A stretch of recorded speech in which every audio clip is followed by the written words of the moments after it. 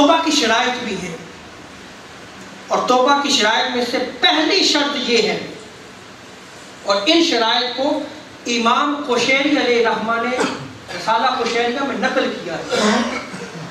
تصوف کی امہات الکتب میں آتا ہے رسالہ قشیریہ۔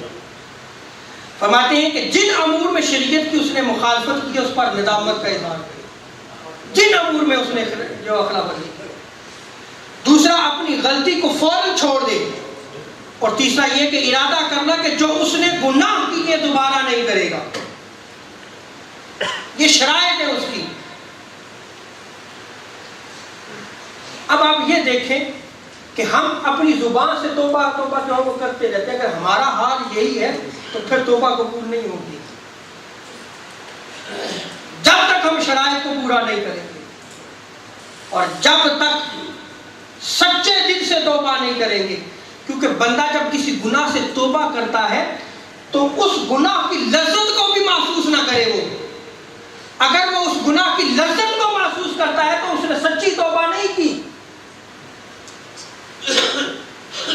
جیسے کہ امام غزالی نے احیاء العلوم میں جو ہے وہ نقل کیا ہے کہ پہلی امتوں میں ایک شخص تھا، اس سے کوئی گناہ سرزد ہو گیا، اس کے دل میں خیال ہوا کہ یہ گناہ میں نے کیا ہے، کیوں نہ میں اس کی طرف رجوع کروں، اللہ کی طرف رجوع کروں۔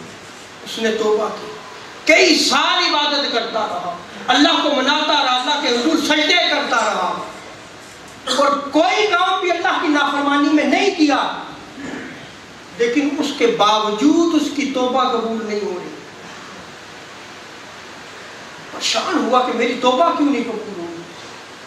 جو اس دور کے نبی تھے، امام غزالی اس روایت کو لگا کرتے ہیں، وہ اس نبی کی بارگاہ میں چلا گیا،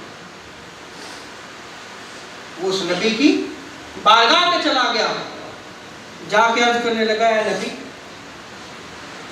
کافی عرصہ ہوا اللہ کے حضور توبہ کر رہا ہوں لیکن میری توبہ قبول نہیں ہو رہی۔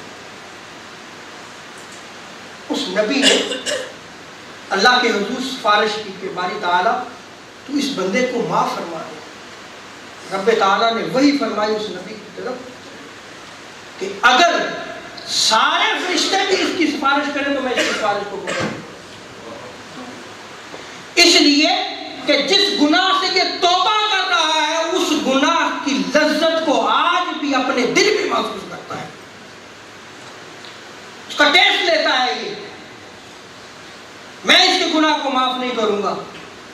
سو بندے کو چاہیے کہ جب وہ توبہ کرے تو اس گناہ سے جو گناہ سرزد ہوا اس کی لذت بھی محسوس نہ کرے وہ، تب جا کے اس کو جو ہے وہ توبہ النصوح نصیب ہوگی۔